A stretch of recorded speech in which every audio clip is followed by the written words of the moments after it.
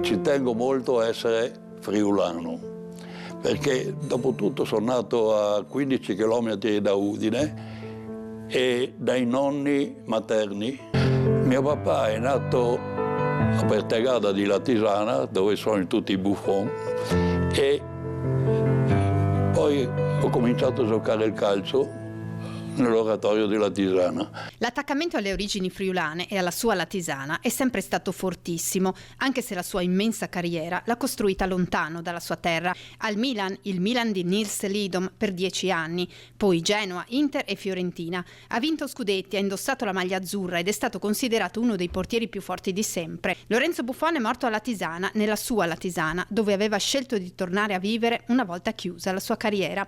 Un malore improvviso che lo ha strappato alla vita alla bella età di 95 anni, ne avrebbe compiuti 96 il prossimo 19 dicembre.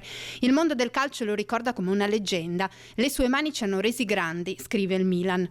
E poi Gigi Buffon, parente lontano ma stesso DNA.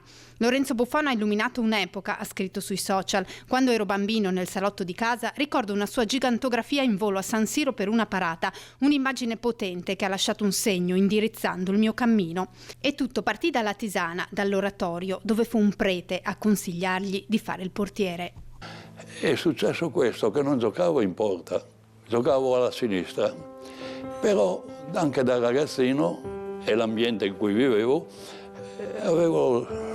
dipingevo così, mi piaceva dipingere e essendo in chiesa sempre, dipingevo le immagini sacre e Don Giovanni Martinis, Don Giovanni è stata la mia fortuna, mi ha insegnato a giocare il calcio, mi ha insegnato il catechismo, ma soprattutto è stato maestro di vita per me.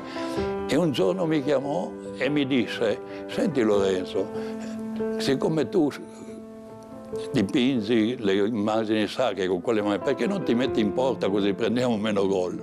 E fu la mia fortuna.